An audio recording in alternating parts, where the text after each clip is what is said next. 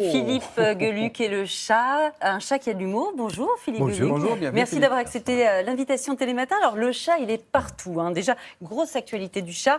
Le chat déambule avec votre exposition itinérante partout en France en ce moment, à Caen, mais bientôt partout, même au-delà des frontières. Il y a aussi les mots du chat publiés aux éditions Casterman. Donc 38 ans de vie commune, Philippe Geluck avec le chat. Est-ce que ça ronronne pas trop entre vous? Non, on est un vieux couple, mais ça reste très, très pimenté. On essaye de se surprendre l'un l'autre. Il est né en 83, vous vous rendez compte? Ouais. Et comment ça a commencé comment cette idée Entre de le chat? chat et moi. Aujourd'hui, on vous voit, on donne votre nom, on voit un chat. Oui. C'est quoi le point de départ? Alors au départ, je me suis représenté en chat sur notre carton de mariage. Avec ma femme, on s'est mariés en 80, et pour remercier les amis qui nous avaient fait des cadeaux, j'avais dessiné un petit carton qui était plié dans l'enveloppe. Quand on sortait de l'enveloppe, on voyait une Madame Chat avec un grand sourire comme ça, des yeux papillonnants. Quand on ouvrait le carton, on voyait qu'un Monsieur Chat lui offrait ses hommages. Et ce Monsieur Chat, c'était moi, évidemment. Et 3 ans plus tard, le journal Le Soir cherchait un dessinateur qui pourrait illustrer les pages d'un supplément hebdomadaire. Et j'ai pensé à ce chat, je lui ai mis un manteau, une cravate, je lui ai fait dire des bêtises et c'était parti. Et c'était parti pour 38 ans. Ouais. Est-ce que vous faites partie de ces gens qui adorent regarder les vidéos de chats mignons? Ah, pas du tout. Ah bon? Alors, on m'a dit que ça avait beaucoup de succès. Mais énormément. Sur un média Internet, je crois. Ouais. Oui. Non, pas du tout. Je pense que je travaille trop et je pense que je suis très, très loin du félin. Je ne suis pas un pépère à chat. Vous n'êtes pas un pépère à chat. Et le chat est un chat. Vous Certes, n'avez pas de chat, de vrai chat? ça, c'est ma vie privée. Donc, on va Pardon d'être tellement intrusif. ce personnage, c'est un homme déguisé en chat. Mais ce n'est pas vraiment un chat qui mange des souris. Évidemment. Dans votre dernier album, Les mots du chat, le félin n'apparaît que 4 fois, c'est ça, en dessin? Oui. C'est inhabituel. Vous êtes un peu fâché, vous en avez marre, vous détachez un peu l'un de l'autre? Non, pas du tout, mais il m'a tellement piqué la vedette depuis quelques années, et notamment avec son exposition sur les Champs-Élysées et ailleurs, que je voudrais revenir un petit peu sur le devant de la scène. Non, Ouais. C'était simplement, je voulais faire un exercice dans lequel c'est sa pensée qui sont des parle au réel. aphorismes, hein. Voilà, ce sont des aphorismes, ce sont les phrases que j'ai extraites de tout ce que j'ai écrit et dessiné depuis 38 ans et qui devraient tenir la route toute seule, sans que le chat doive faire une pitrerie pour faire comprendre le gag. C'est un recueil de 400 aphorismes, si vous voulez bien. On oui. en a avec Thomas Ah trouvé quelques-uns. Poétiques d'abord. Pour les poissons de mer, les bateaux sont des nuages. Ça, c'est magnifique. Provocateur. Allez-y. Avec le tissu d'une burqa, on peut fabriquer 80 strings.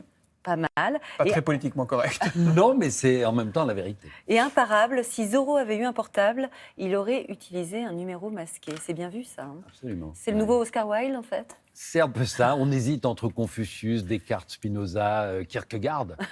Les familles m'ont écrit en me disant qu'ils étaient très admiratifs de cet ouvrage. Est-ce que le chat est l'animal parfait pour tout dire, ou est-ce qu'aujourd'hui vous contrôlez votre stylo et vous contrôlez vos mots? Non, il me permet de tout dire.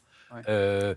Il y a des choses que, vous savez, on dit toujours, il y a des choses qu'on ne peut pas dire, mais qu'un personnage, une caricature peut transmettre, ou qu'une marionnette peut dire. Regardez à l'époque le ton formidablement libre des Guignols de l'info. Ouais. Quand c'est la marionnette qui le dit, c'est pas la vraie personne, c'est Bien pas sûr. l'auteur. Et là, je peux toujours dire, attendez, c'est pas moi, Moi, c'est c'est le chat. De toute Évidemment. façon, il a bon dos. Et personne, et tout le monde y voit que du feu. Il a bon dos, ce chat. Si vous deviez définir l'humour belge en un mot, pas facile, hein? Alors Alex Vizorek. Ah, très bien. Très bien. Félicitations.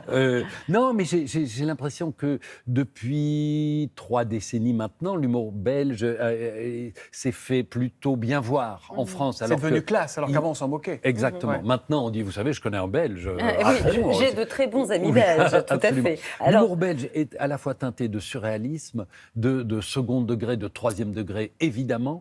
Il a quelque chose qui vient d'ailleurs. Il est comparable à aucun autre humour sur Terre. ça c'est sûr. Alors l'humour belge en 1991 sur France 3, ça donnait ça. Tadadadada. Il est 15h, voici notre bulletin d'information. Beyrouth, explosion d'une voiture piégée, 12 morts. Combien? 12, je sais, c'est énorme. C'est quand même toujours la même chose dans ces journaux. Hein.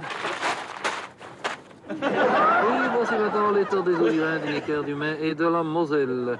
Rohort venait à baisser de 30 points.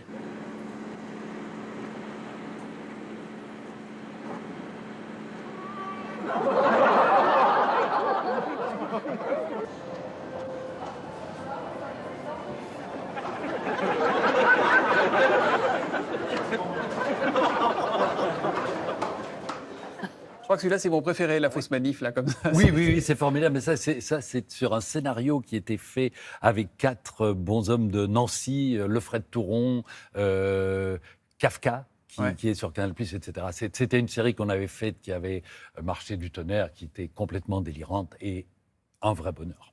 Le chat, il est né quasiment le jour de la mort d'Hergé.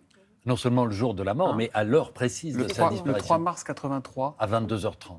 C'est le hasard, enfin, Oui, je ne l'ai pas fait euthanasier au moment où je Vous créais le chat.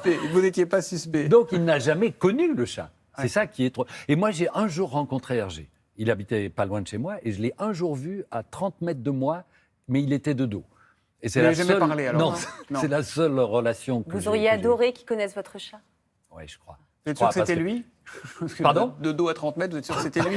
C'est pas une légende? La personne qui parle avec lui me l'a confirmé. D'accord. Mais en revanche, j'ai serré la pince à Chang, son ami Chang Chong-jen, le chinois qui a inspiré le personnage. Mais bon, voilà, c'est juste pour dire que j'ai des relations. Évidemment, très haut place, c'est Thomas. Absolument. On marque une petite pause. Petite pause et puis on revient.